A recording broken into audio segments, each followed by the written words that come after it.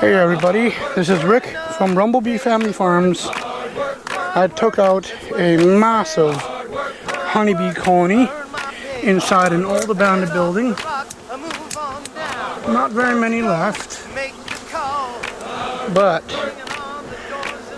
they're gone inside, and by the looks of it, I got the queen.